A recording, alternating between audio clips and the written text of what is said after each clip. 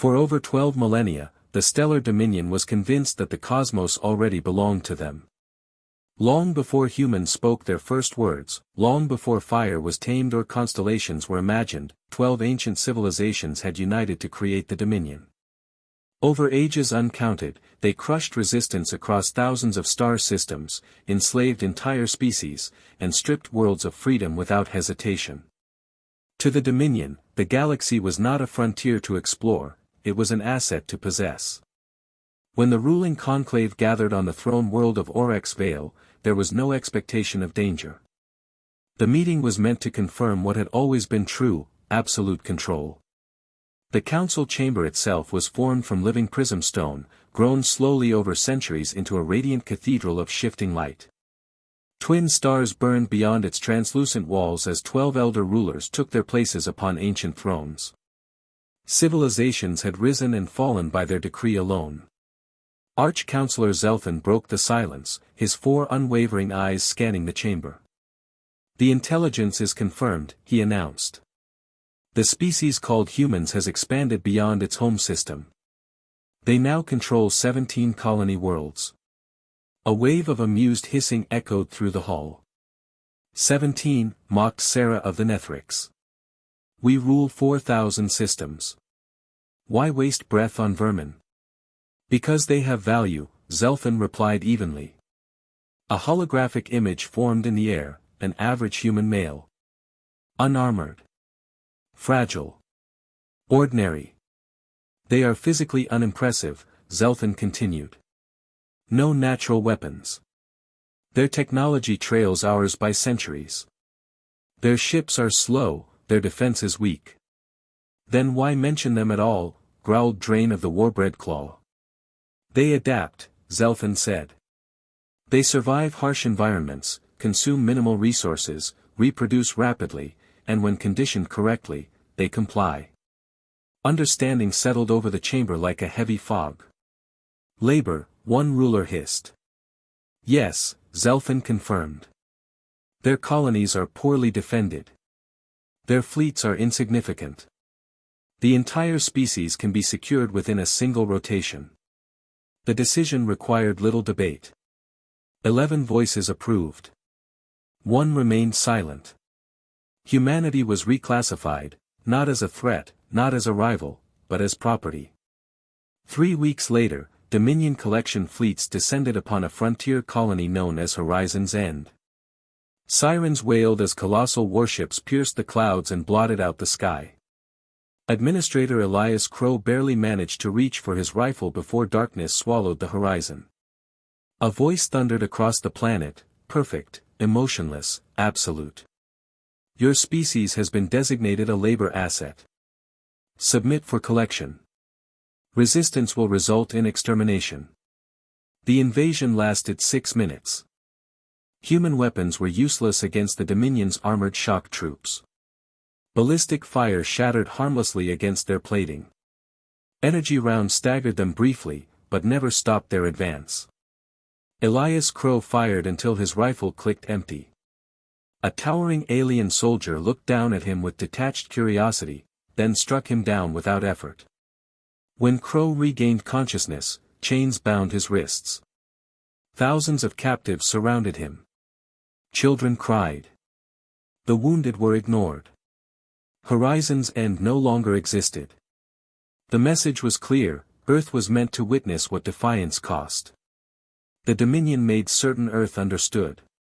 Their decree appeared on every screen across the planet: homes, hospitals, schools, military bunkers. Zelthan's face filled the displays, calm and unyielding. "You will comply," he said. "Collection fleets will arrive in 30 days. Cooperation will ensure tolerable conditions. Resistance will bring suffering before death." When the transmission ended, silence gripped the world. Then that silence shattered. Streets filled, not with panic, but rage. Old conflicts vanished overnight. Borders lost meaning. In less than 4 hours, humanity unified under a single command structure. Fleet Marshal Alina Ward addressed the world's leaders with grim clarity. We cannot defeat them through conventional strength, she said. So we stop pretending. We stop hiding. Project Aegis was initiated. Deep beneath oceans, inside mountain ranges, and on the moon's far side, machines awakened, systems that had slept for decades. Humanity had never believed the universe was gentle.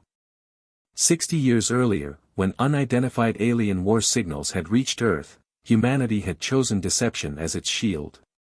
Public space programs were illusions. Colonial expeditions were bait. The true fleet never left home. 30 days later, a single human ship approached the Dominion capital. It was small, unarmed, and appeared laughably primitive. Envoy Mara Lin walked alone into the council chamber, flanked by towering guards who openly mocked her.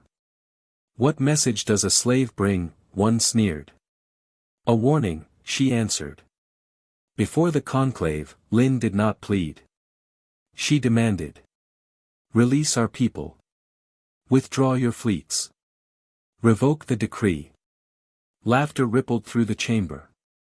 "You possess nothing," the rulers told her. "You know only what we allowed you to see," Lin replied. She gave them the timeline precisely, 30 days, ending the moment their harvest fleet reached Earth. When she departed, doubt lingered among the elders, unsettling their certainty. But pride prevailed. 12 hours before the Dominion fleet was scheduled to arrive at Earth, 300 warships dropped out of hyperspace into the system.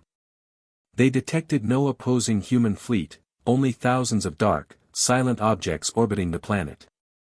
Scans revealed nothing threatening. Confident, the armada advanced. Then the sentinels activated. Blinding white light tore through Dominion shields as though they were illusions. Ships vanished without explosions or debris, simply erased. Engines locked. Space itself seemed to solidify around them. In less than 60 seconds, 300 Dominion vessels ceased to exist. A transmission cut through the chaos. A human admiral appeared on every surviving screen. "You were warned," she said calmly. "Your era ends today." Across the galaxy, human fleets emerged, not advancing through space, but appearing without warning. Strike groups targeted labor worlds with terrifying precision. "Release our people, or lose your world." Some worlds complied immediately. Others executed their prisoners in defiance. For those worlds, humanity showed no mercy. Planets were dismantled.